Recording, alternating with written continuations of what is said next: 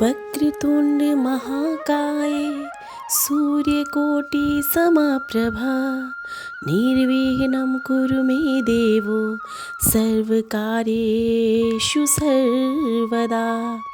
गणपति बाप्पा मोरया। स्वागत है आप सभी का आपके अपने चैनल भक्ति भजन डी में। सबसे पहले आप लोगों से मैं क्षमा मांगती हूँ इतने दिनों से वीडियो नहीं पोस्ट करने के लिए, क्योंकि कुछ कारण ऐसे थे जिस वजह से मैं वीडियोस नहीं डाल पा रही थी। लेकिन अब मैं पूरी कोशिश करूँगी कि टाइम से आप लोगों तक वीडियोस पहुँचाती रहूँ। चलिए बात कर लेते हैं गणेश संकष्टी के बारे में। कब है गणेश संकष्टी का व्रत, कैसे है इसकी पूजा की विधि और सारी जानकारियाँ आप इस वीडियो में जानने वाले हैं। भगवान गणेश को समर्पित सकट चौथ का व्रत माताएं अपनी संतान के बेहतर स्वास्थ्य और दीर्घायु के लिए रखती हैं। इस तिथि पर महिलाएं सकट माता की पूजा करती हैं। चलिए जानते हैं इस वर्ष सकट चौथ किस दिन मनाई जाएगी, तिथि का प्रारंभ व समापन कब होगा और इस दिन की जो चौघड़ियाँ हैं वो कब हो का क्या महत्व है, और साथ ही पूजा की विधि भी जानेंगे। विशेष रूप से माघ महीने में कृष्ण पक्ष की चतुर्थी को सकट चौथ के रूप में मनाया जाता है। इस वर्ष सकट चौथ 10 जनवरी को मनाई जाएगी। चतुर्थी तिथि का प्रारंभ 10 जनवरी 2023 12:09 से होगा तथा समापन होगी 11 जनवरी 2023 यानी कि 2:31 पर। सकट चौथ के दिन चंद्रोदय का समय 9:01 माना गया है। दोस्तों, ये तो जानकारी थी सकट चौथ की शुभ मुहूर्त की। चलिए अब जान लेते हैं सकट चौथ की पूजा विधि तथा कौन से मंत्र का उच्चारण करना चाहिए आज के दिन। सबसे पहले जानते हैं आपको किस प्रकार इस व्रत की तैयारी करनी चाहिए। व्रत के एक दिन पहले ही सकट चौथ की पूजा में चढ़ाए जाने वाला तिल के लड्डू बना लेने चाहिए। इसे काले या सफ़ेद तिल और गुड़ के साथ बनाया जाता है। इसे बनाने से पहले यह जरूरी है कि आप तिल को अच्छे से साफ कर लें और उसे धूप में सुखा लें।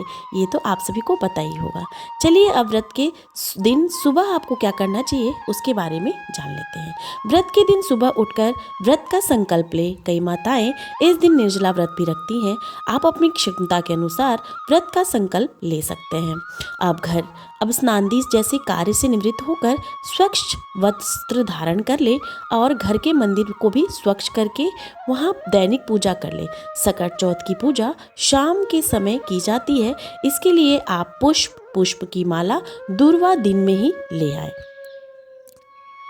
तो चलिए अब जान लेते हैं संध्या काल में आपको किस प्रकार सकट चौथ की पूजा करनी चाहिए। सबसे पहले पूजन स्थल को गंगा जल से छिड़ककर स्वच्छ कर लेना चाहिए। अब ईशान कोण यानी कि उत्तर पूर्व दिशा में चौकी की स्थापना करें। चौकी को स्थापित करने के लिए चावल या आटे से चौक या रंगोली बना लें। इस पर चौकी रखें और उस पर पीला वस्त्र बिछा लें। अब भगवान गणेश जी की स्थापना के लिए आसन पर कुछ तिल रखें और उनकी प्रतिमा को स्थापित करें। भगवान के दाएं तरफ कलश को स्थापित करें। कलश की स्थापना के लिए तिल से अष्टदल बनाएं।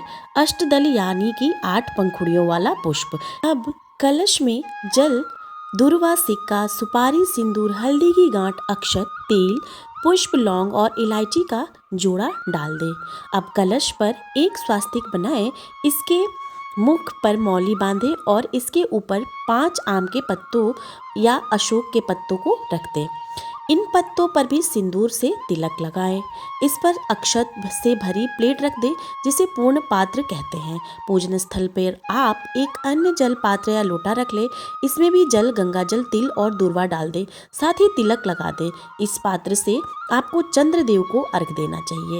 इस पात्र पर भी आप एक मिट्टी का दीपक जला लें। भगवान गणेश के दाएं तरफ घी का दीपक प्रज्वलित करें।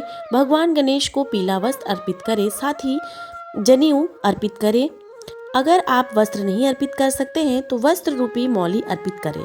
अब इस मंत्र के उच्चारण के साथ भगवान गणेश का आह्वान करें। ओम गण गणपतये नमः। इसके पश्चात आप भगवान गणेश को हल्दी, चंदन, कुमकुम का तिलक करें।